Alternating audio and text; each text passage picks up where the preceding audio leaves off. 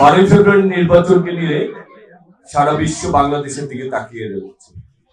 আমরা অনেকেই মনে করতে পারি আর বিগত দিনে 8-10টি গতানুগতিক নির্বাচনের মতো এটা একটি নির্বাচন, কিন্তু আসলে এই নির্বাচন সেই নির্বাচন না।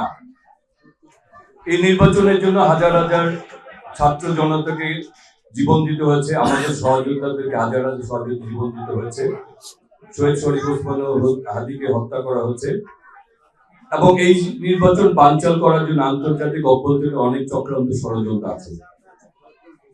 যারা এই দেশকে একটি গণতান্ত্রিক বাংলাদেশ হতে চায় না, হোক, এটা চায় না।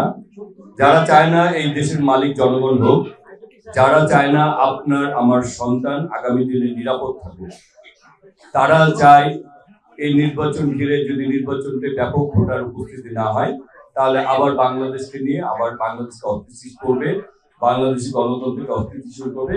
যারা বাংলাদেশকে ঘিরে তাবেদার বানাতে চায়, তারা স্বার্থ নিয়ে তারা বাস্তবায়ন করবে। সেই কারণেই আমরা যদি আমাদের এই দেশকে বাঁচাতে চাই, আমরা যদি আমার সন্তান, আপনার আমার সন্তান আপনাকে আগামী দিনে নিরাপদ রাখতে চান, তাহলে 12ই ফেব্রুয়ারি নির্বাচনে আমাদের সবাইকে কেন্দ্রে যেতে হবে। শুধু আমাদেরকে না, আমাদের পরিবার পরিজন আত্মীয় স্বজন সবাইকে বলতে হবে আমরা এই দেশকে বাঁচাতে চাই, আমার সন্তানকে বাঁচাতে চাই, আমাকে বাঁচাতে চাই, বাংলাদেশকে নিরাপদ করতে চাই, একটি গণতান্ত্রিক বাংলাদেশ চাই এবং বাংলাদেশের মালিকানা আমরা আমাদের হাতে ফেরত চাই। সেই কারণে আমাদের সবাইকে ঐক্যবদ্ধভাবে আমাদের 12ই ফেব্রুয়ারি নির্বাচনে আমাদের অংশগ্রহণ করতে হবে। আর সেটি যদি না করেন, এই দায় দায়িত্ব আমাদের উপরে এসে আমাদের আপনি আমার সবার কাঁধে এসে এটি করতে হবে।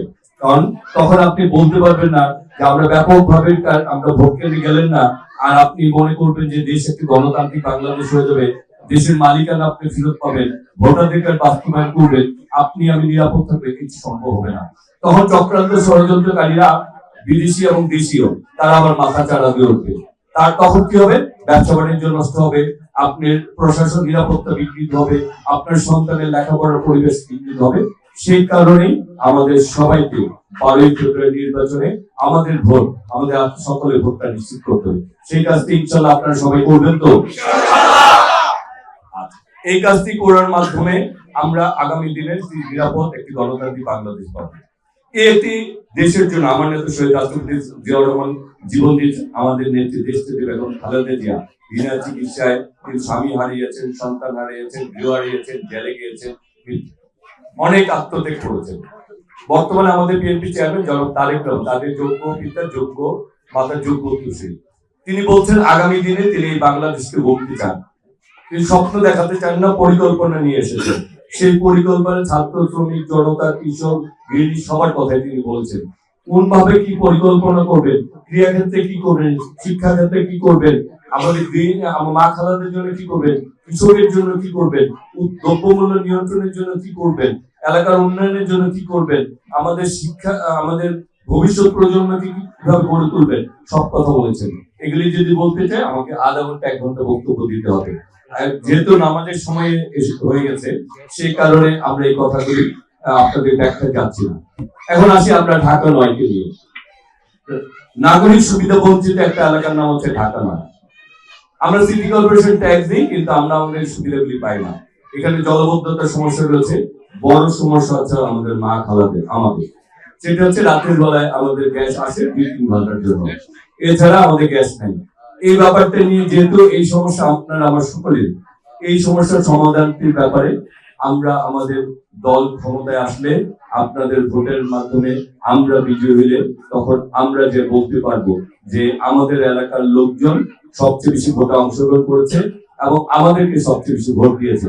সুতরাং আমাদের এই এলাকার সমস্যা সমাধানে একটি উপায় বের করতে হবে, যাতে অন্তত আমরা খেয়ে পড়ে বাঁচতে পারি, সেই ব্যবস্থাটি করে দিতে হবে। তা না হলে আমাদের এখানে জীবন, আমাদের পরিবারের জীবন দুর্বিষহ হয়ে যাচ্ছে। গ্যাসের সমস্যার ব্যাপারে আমরা আমাদের, আপনাদের যেটা আমি ঘরের সন্তান, আপনাদেরই সন্তান, সেই ব্যাপারে আপনাদের এলাকার কাজ করার ব্যাপারে সর্বোচ্চ চেষ্টা করব। কতটুকু পারবো আর কতটুকু পারবো না আপনারাই দেখবেন। কারণ হচ্ছে আমি আমার চেষ্টার থেকে সর্বোচ্চটুকু করব, তারপরে হচ্ছে যে দেখবেন যে আমরা চেষ্টা করছি কিনা। চেষ্টা করার পর সমাধানের প্রক্রিয়াটা যখন সরকার, এটাই অনেক কিছু রয়েছে যেটি সরকার এবং স্থানীয় দুই পক্ষকে মিলে সমাধান করতে হয়। সেই জায়গায় আমরা আমাদের ভোট কমিটিকে শক্তি করবো এবং আমাদের সরকার, আমাদের দল ক্ষমতা আসলে আপনাদের ভোটের মাধ্যমে বলতে পারবো যে জনগণের আমাদেরকে সে আস্থা বিশ্বাসে ভোট দিয়েছে, এখন একটি সমাধানের পথ বের করতে হবে।